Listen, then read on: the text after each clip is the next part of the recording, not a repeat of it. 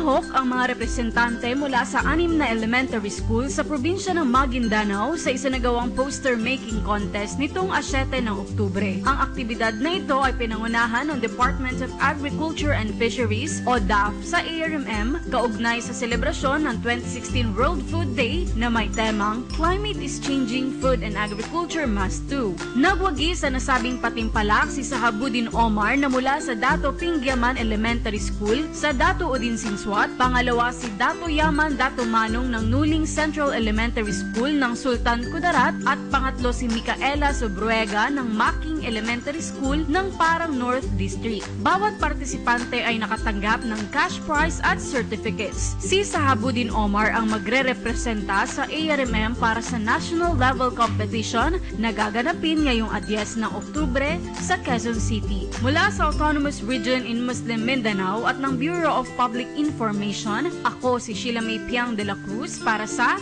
The Working ARMM Government.